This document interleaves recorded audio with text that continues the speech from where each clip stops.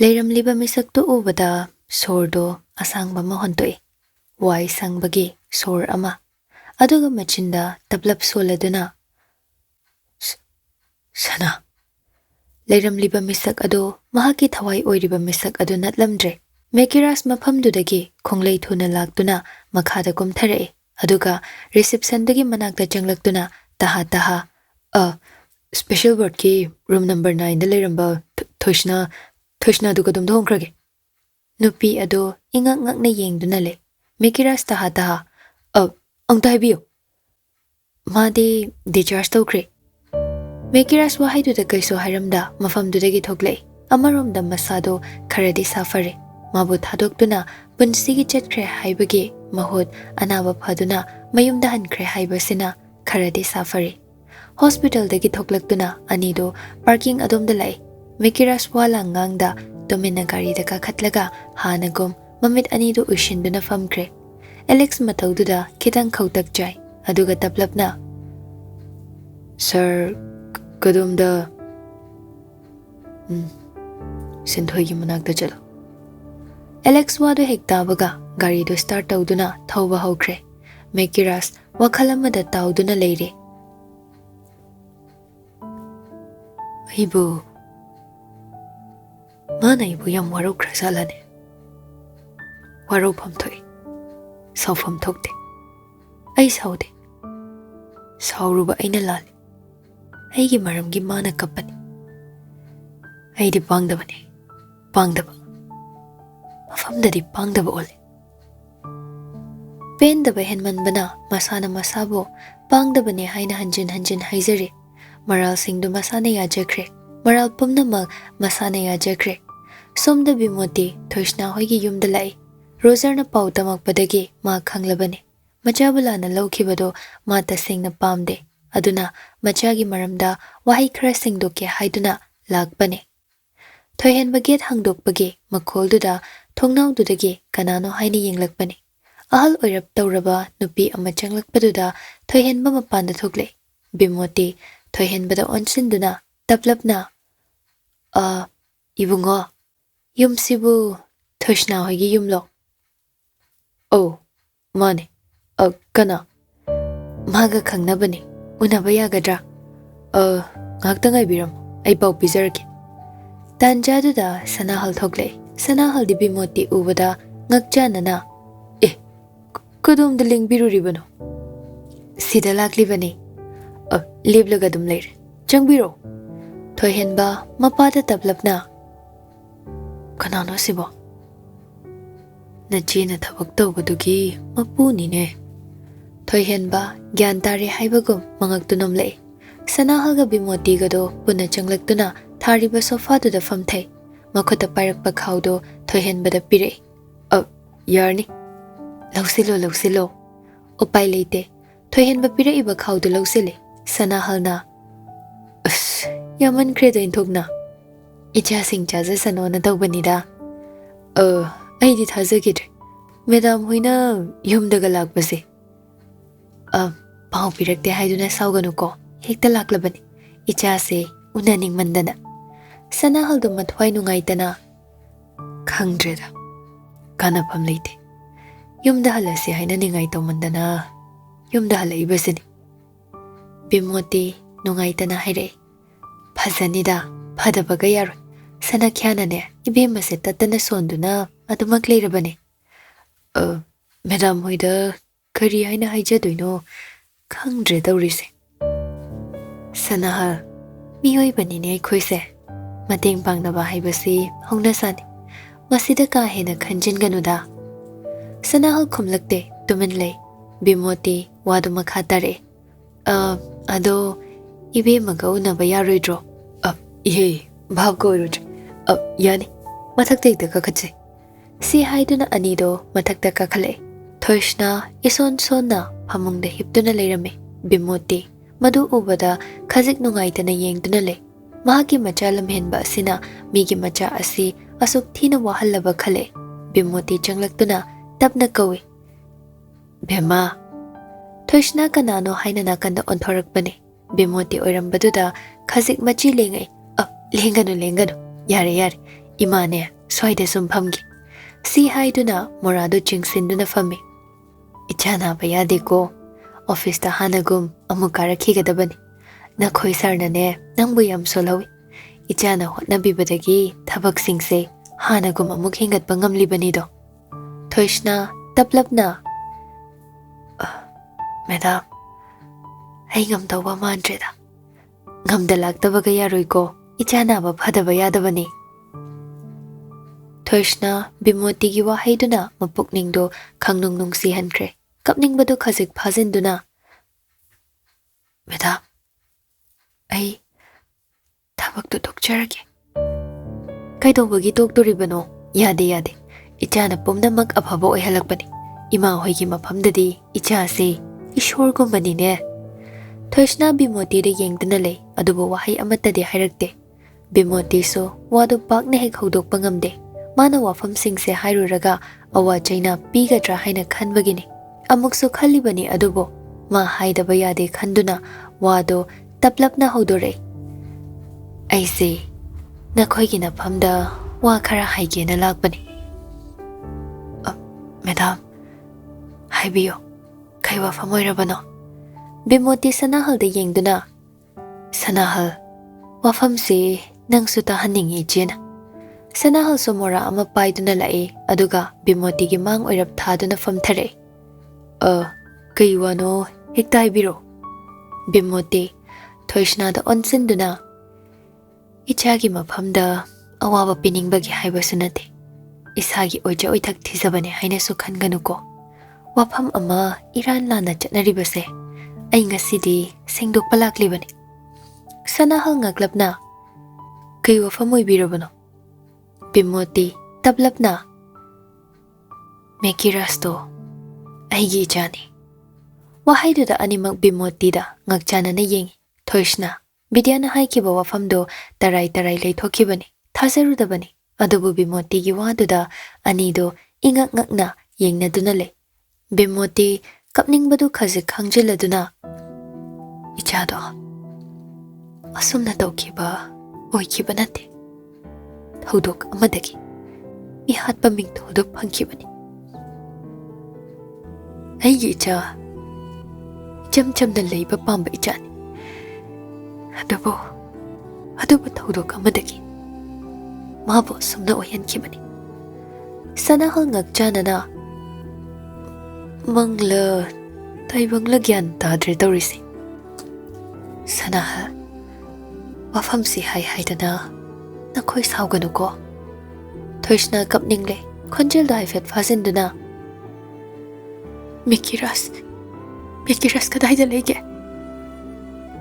bimoti thoishna da onsinduna mama na ba accident ho e haidana hosikpudi hospital dale manangi nanakta su chatpa ngamdadana leiribani thoishna tumin lei wala nganglakte bimoti wado makha taraduna mama ama oina ai adugumba wahidu taba ngamte phattabani lamhenbani gausinai haiba wahi singsidi hayo kashu kaide adubu mihat ba haiba wahi sa haibirakano mama ama oina ai taba ngamchade aine ichabu senaba ngamdabagini haine su khanbigano ichaba nuksidaba nate ai ichabadi nuksi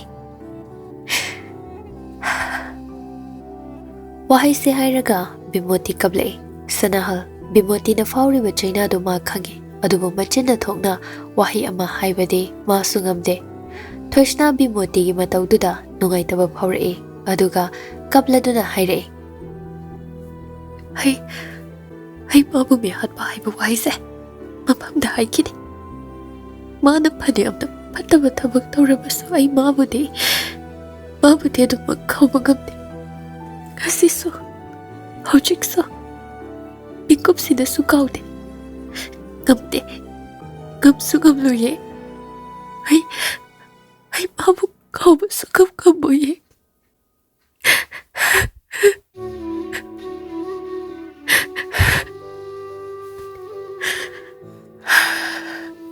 Sanahal, adidugi bataududa wangang fam khangda, domina famlagale, thoishna de athing balay tada kable ma tashengna kaple. Thinglubasu yararoi mataudo. Tha kaya phajinduna thamkiba turel torbadga pangkhak oirare. Bimoti thoishnagi batauda pakhatpa phaure. Aduga bema kapkanu de. Imana de. Icha khoida wa ase haibalakli base. Icha bu kaphanaba tare. Icha nupada uradi. Mama ibu soidana waruradi. Kapkanu se. Kapkanu. Themlabasu kapatoktre. Tasingna thoishna nahan makai phumsinduna thamluba mayamdo maning tamlasanu haidana athingba pidre. Bimoti di thoishna bu kapkanu haiduna haugatuna thoishna gi manakta famthare. Aduga phizi du thangatuna thoishna gi tarakliba pi singdo tapna taithokpi. Thoishna bimoti gi makhutto chetna paisile. Aduga mabu tuna hanbiyuba. Ay yam ware. Ay mabu yam munige. Ma yam warum sabade igoda. Ay hojikti magi matam adum kaidok magamani. Mabu ay ginakta hanbiyuba. Ay mabu yam unige. Magam tuna hanbiyo.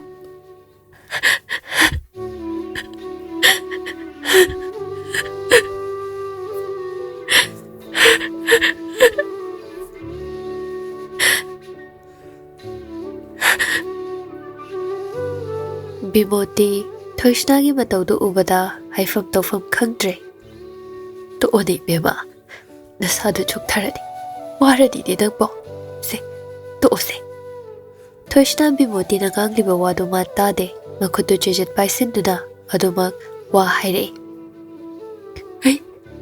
Ay mabu saude. Ay mabu warude na umta haibiyo. Ay na warure haidana. Ma ifamdagi lotkiba oirambasu yai. Adubu ay ma warude. Warupam thokti. Warupam thokti.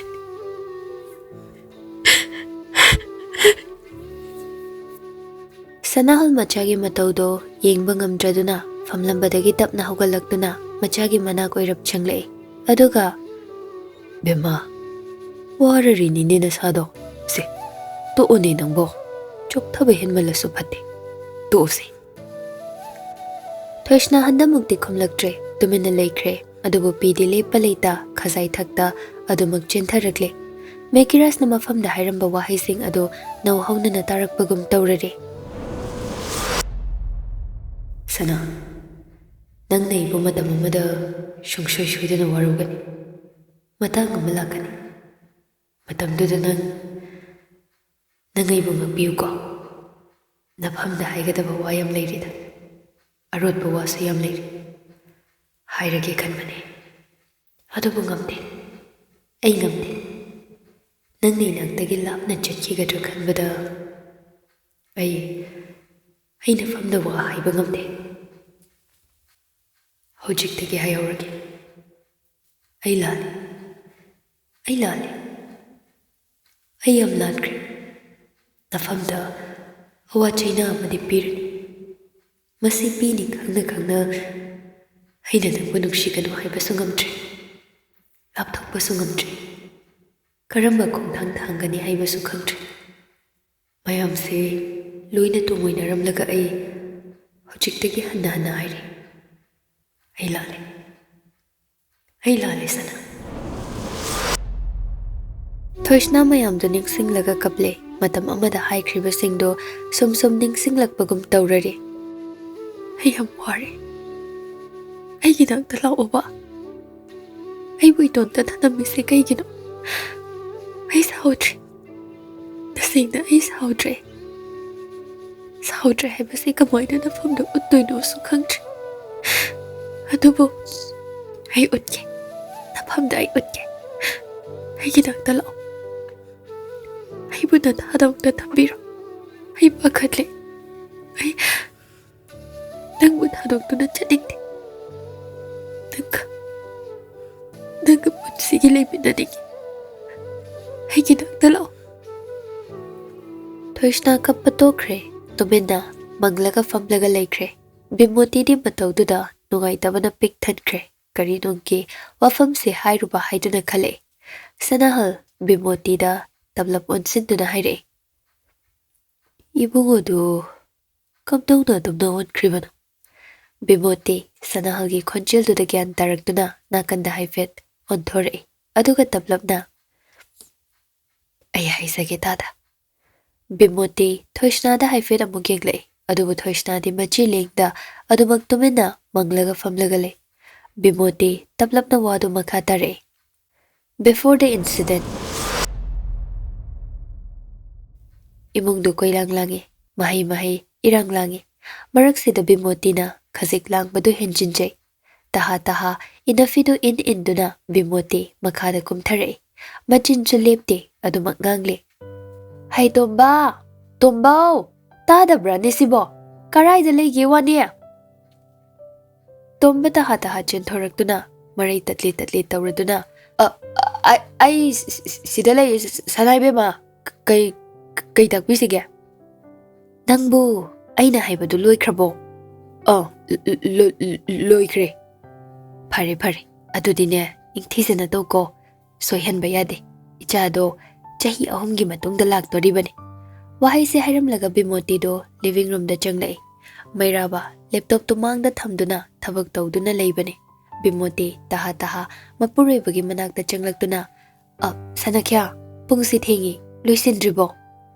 Mairaba loinabigi khonjel tabada haifet onthoktuna. Ihe siza onthokpanida.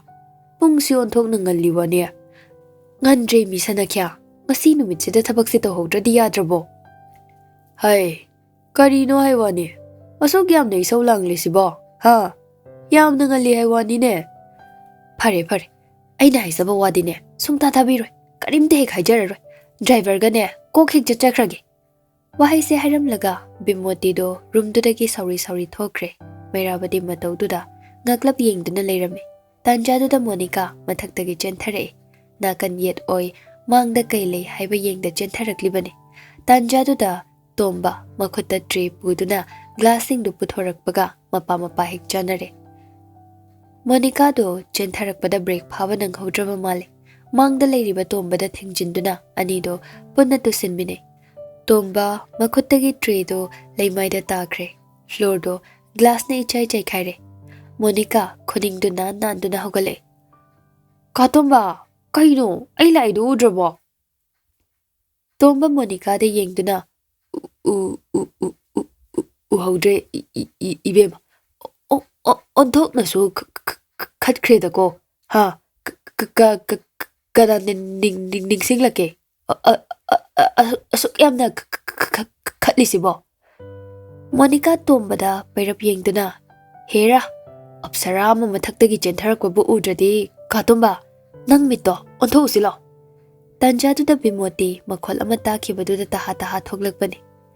Lai tinda ka hena thazazaba Bimoti ni leimaida adumna tawrambadu hek ubada Bimoti lawai lutondu satkre. Taha pakhatna. Bishnu karino tawrisidia phattanungda thoani ne. Bimoti gi waduda tushinduna leimaida phamduna leiriba anido tingak yengduna le. Nati kamdawrino sibo. Hai Tomba cheksinda payu haiba natro aina. Ha nangbu aina hanjin haibasi tadeda ko. Asigumba tawbasi phattanungda thoi hairise. Adusune ibungo halakpa numitsida. Sanaibema aina wadu loiba nangde. Monica na tap oktuna. Hera ima mi tushinbagi glass kaijabasibu onthokpa. Tawni nangna oiramgani haise aina khangabani. Nati haunaribo basibo. Ha haunariba wani. Phattanungda thoadi nayambana thoklakpa numitsida. Imagi bema sakhi tombiya. Nangne imana karisu taktabaga chap manarene. Ima asibu kaidorage. Glass kairaga kanana phattanungda thoi kaina hairage ba. TV da serial khar yengaga adudagi phattaloksing mayamdo loksilagane swaida pansinagumsida. Serial na serial, reality na reality khakmanaba yaroi. Bimoti machanupiga manakta prap changlaktuna kaksi ama hai. Aduga Tombada onsinduna. Hai Tomba ibimana thugai haiba natro. ꯃꯥ ꯁꯦꯡꯍꯜꯂꯣ ꯈꯪꯉꯕ ꯅꯪ ꯁꯦꯡꯕ ꯌꯥꯔꯣꯏ ꯋꯥꯍꯩꯁꯤ ꯍꯥꯏꯔꯒ ꯁꯥꯎꯔꯤ ꯆꯠꯈ꯭ꯔꯦ Monica ꯃꯆꯤꯟꯗ ꯃꯨꯔꯨꯝ ꯁꯣꯜꯂꯤ ꯑꯁꯨꯛ ꯌꯥꯝ ꯐꯠꯇꯕ ꯏꯃꯥꯁꯤꯕꯨ ꯀꯔꯤ ꯏꯃꯥꯅꯣ 이베마 라